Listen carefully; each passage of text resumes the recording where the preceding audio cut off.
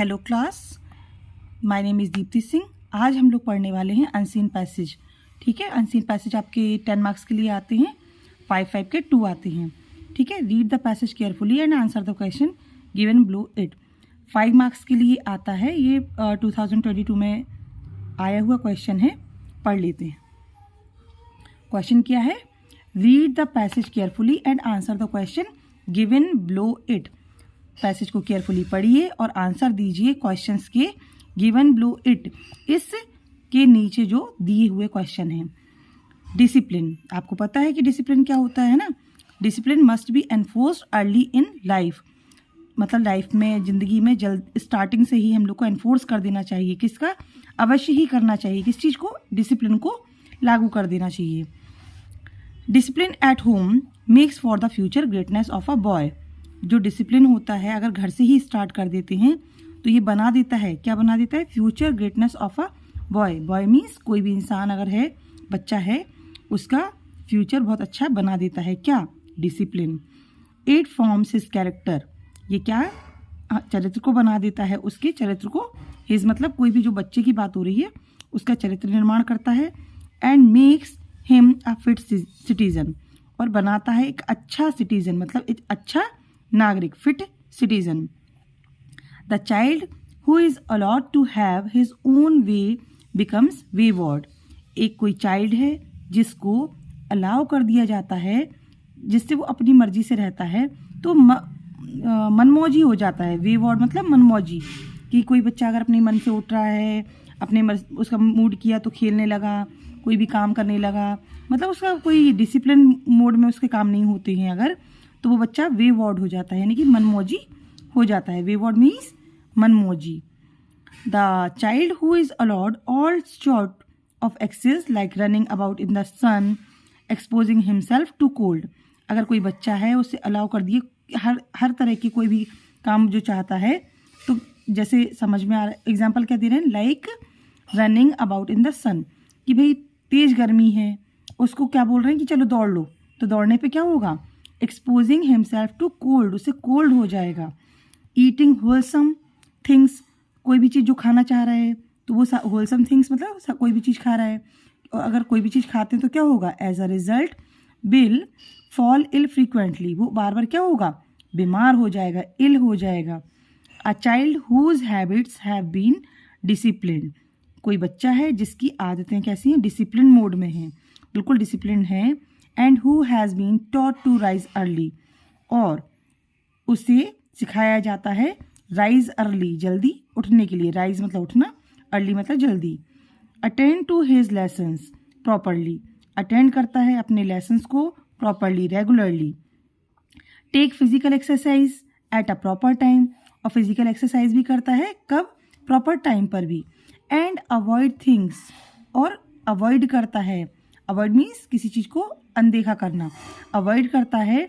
That are injuries will, injuries मतलब जो हानिकारक चीज़ें हैं उनको इग्नोर करता है अगर, तो क्या होगा? Will grow up to be a useful member of the society. मतलब यहाँ पे क्या बताया है? डिसिप्लिन ऐसे बच्चे के अंदर जो अपनी मनमानी करता है, वो बच्चा अगर धूप में दौड़ लगाता है, एग्जाम्पल के तौर पे दिया है, तो वो कोल्ड हो जाता है उसे। कोई भी चीज़ मतलब जो होलसम मतलब कोई भी चीज़ खा रहा है, उसका रिजल्ट क्या होगा? वो फॉल इल फ्रीक्वेंटली। लेकिन अगर कोई एक बच्चा है जो डिसिप्लिन में रहता है, जल्दी जागता है, अपने लेसन्स प्रॉपरली अटेंड करता है, फिजिकल एक्सरसाइज करता है प्रॉपर टाइम पर, अवॉइड करता है चीज़ें जो उसके लिए हानिकारक हैं, तो वो ये एक अच्छा मेंबर बन जाता है सोसाइटी, समाज के लिए। द स्पॉइल्ड चाइल्ड, एक खराब बच्चा, खराब से मतलब जो स्पॉइल्ड मतलब खराब बच्चा, destroyed child, who has been allowed to run his own course will show vice in younger days, मतलब वो क्या? क्राइम करना स्टार्ट कर देगा अपने यंगर डेज में ही। एक खराब बच्चा who has been allowed to run his own course, वो जो अपनी मर्जी से ही रहता है, वो क्या करने लगता है? अपने यंगर डेज में ही क्रिमिनल वाले काम करने लगता है। हिज पेरेंट्स वुड विश, उसके पेरेंट्स इच्छा रखने लगते हैं, that he had not been born at all, कि वो बच्चा पैदा ही ना होता। क्वेश्चन देख लेते हैं। What does discipline do for a child? Form character and makes him a fit citizen, बिल्कुल सही है, हमने पढ़ा था इसको।